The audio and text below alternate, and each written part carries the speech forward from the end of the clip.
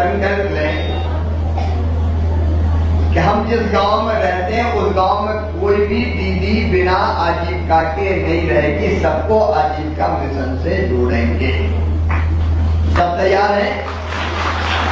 अरे बोल के बता, तैयार हैं? क्योंकि हम अकेले नहीं, हम अपनी बाकी बची दीदियों को भी हम गरीबी के कुचक्र से बाहर निकालेंगे। अभी अपने गांव में कई दीदी ऐसी होंगी ना, कई बहनें होंगी जो नहीं जुड़ी होंगी आजीविका मिशन से, है ना? है ना? अपने सीओ जिला पंचायत है जो काम ये देखे, ये एक बार बहनों के साथ मिलके, क्योंकि इनकी सफलता देख के बाकी बहनें सोचेंगी कि हम भी क्यों गरीब हैं। तो एक टारगेट अपना ये है कि रायसेन जिले में कोई भी दीदी जो पात्र है वो आजीविका मिशन के बाहर ना रहे, सब स्वास्थ्य सहायता समूह में शामिल हो जाए। मंजूर है ना? तो बाकी जो अभी नहीं है उनको भी समूह से जोड़ने का काम करना है। ठीक है? नंबर 1। नंबर 2, जो समूह अभी आजीविका की गतिविधि नहीं कर रहे, बन तो गए लेकिन बन के काम नहीं कर रहे, तो यहाँ संबंधित अधिकारी भी देखेंगे और बैंक के प्रतिनिधि अभी है कि नहीं? कौन है? है क्या? बहुत जरूरी नहीं क्योंकि बुलाया नहीं था। बैंक लिंकेज भी उनको मिले, अलग अलग कलेक्टर भी यहाँ पे हैं। रायसेन जो हमारे सम्मानित विधायकगण और बाकी लीडर भी, ये कार्यक्रम कर्मकांड नहीं है, ये कार्यक्रम एक संकल्प है कि हम रायसेन जिले में कोई भी बहन को गरीब नहीं रहने देंगे। स्वास्थ्य सहायता समूह से आजीविका मिशन से जोड़ेंगे।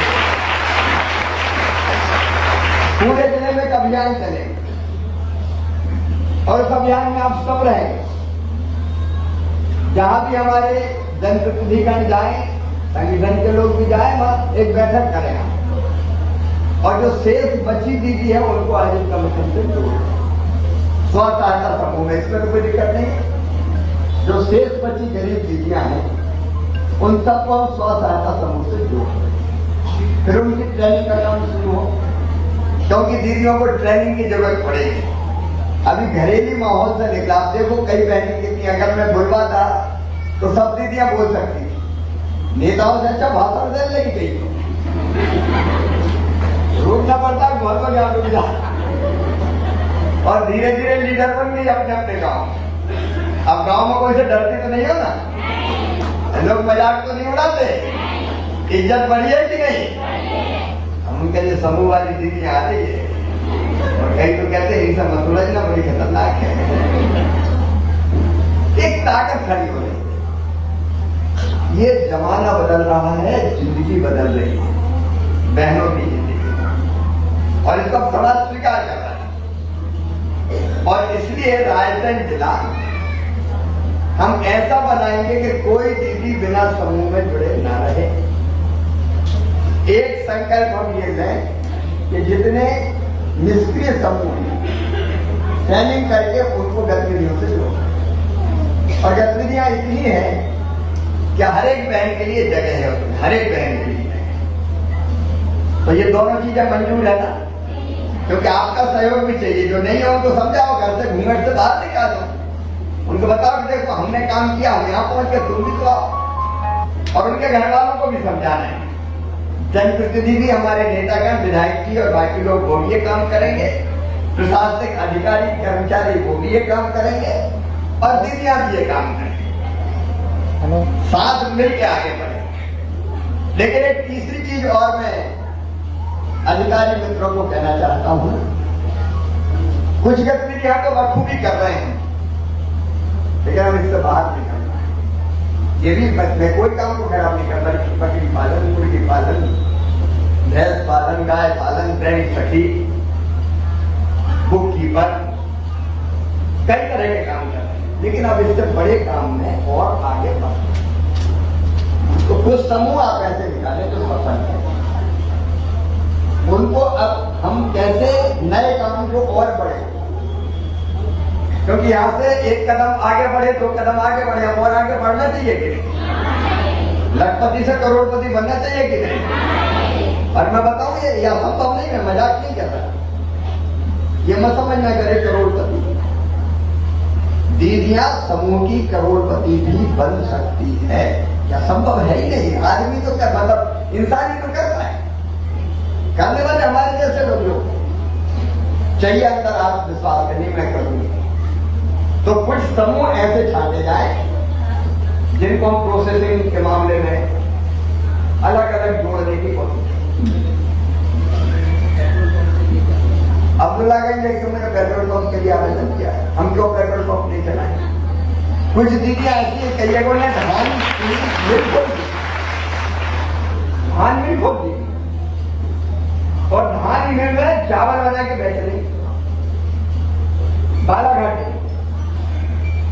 कई दीदी ऐसी निलौरी में कोदो कुटकी के प्रोसेसिंग की फैक्ट्री लगा दी और जो कोदो कुटकी 5 रुपये किलो मिल रहे थे, हफ्ते से 50 रुपये किलो पैकेट बन रहे हैं, पैक करके वो बेच रहे।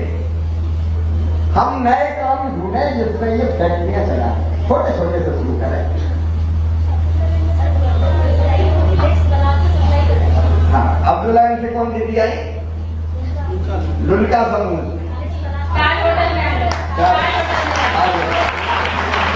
अब लुल्का का कोदा ताज में बिक रहा है। हम लोगों ने कुछ प्रोसेसिंग भी किए हैं, इसके लड्डू बनाने के हम लोग देते हैं, इसका बिस्किट बना देते हैं और इसके पोहे भी बनवाए हैं। ठीक है, आता ताली बजाएं जरा। देखो अपने बीच से ही, अब मुझे उदाहरण देने की जरूरत नहीं है। जो मैं कह रहा था कि अब हम प्रोसेसिंग के काम में उतरेंगे, हम बाकी काम भी पूरे नहीं वो भी करेंगे, लेकिन वो करते करते एक पूरा कुछ गतिविधियां छाटे हम रायपुर जिले में। जो कच्चा उत्पाद होता है उसको प्रोसेसिंग करके कैसे बेच के ये ज्यादा मुनाफा कमाए। नए क्षेत्र और कौन से हो सकते हैं जिसमें दीदियां हमारी जाएं, तो नए क्षेत्र भी हम और खोजेंगे और दीदियों को ट्रेनिंग देके उस दिशा में आगे बढ़ाएंगे कि जिससे हम अपनी आमदनी और बढ़ा सकें। जो दीदियां यहाँ बैठी हैं उनमें से लखपति दीदी कौन कौन है? हाथ उठाए। लखपति दीदी, लखपति दीदी का मतलब जिनकी आमदनी 10,000 रुपया महीना से ज्यादा हो गई है, वो हाथ उठाए।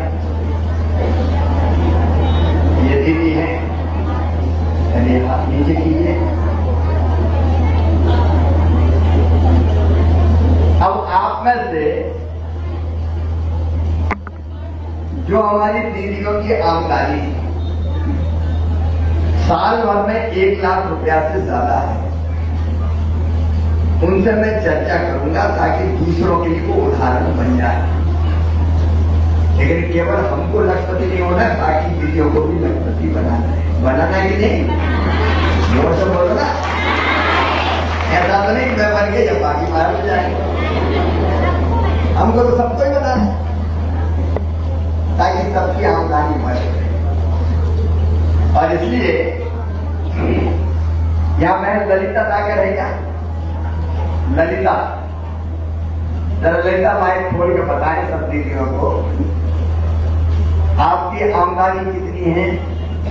पहले तो मैं अपने मामा जी का बहुत बहुत धन्यवाद करती हूँ, यहाँ स्वागत करती हूँ सभी सारी बहना और यहाँ पे मंच पे सभी उपस्थित अधिकारियों को भी नमस्ते मेरा, यहाँ पे सभी लखपति दीदियों को भी मेरा नमस्ते। बाकी मेरा नाम ललिता नागर है, मैं ग्राम देवटिया ओबल ब्लॉक से हूँ। मेरे समूह का नाम साइंस एंड साइंस समूह है। मैं 2000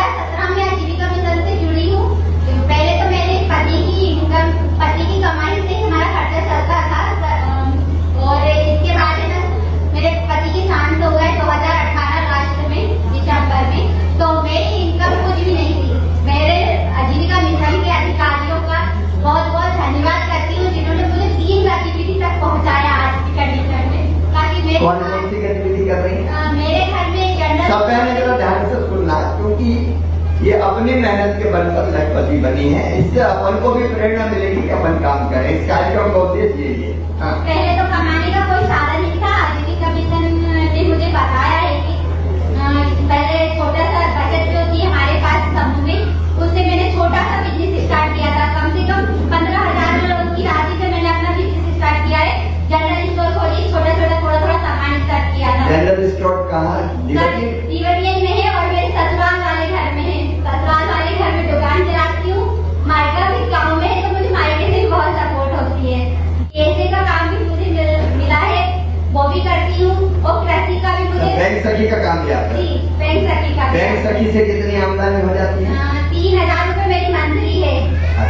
हाँ, उससे मेरा 12 महीने 36,000 रुपए वो हो जाते हैं। बीएससी का हम लोगों को साल में एक बार काम मिलता है, तो उससे हमें 18 से 19,000 रुपए वो पड़ जाते हैं।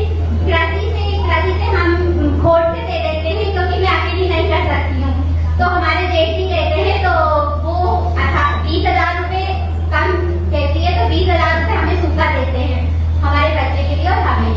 तो उससे इतनी इनकम हो गई है। जनरल स्टोर में 10 से 12,000 रुपए उसमें मिल जाते हैं।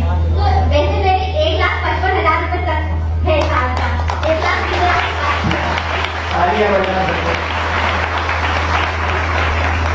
देखो ये ललिता है जिससे दुखों का पहाड़ टूटा।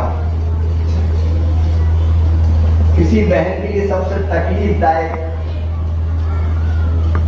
जिंदगी तब होती है जब जीवन साथी बीच में छोड़ के चला जाए।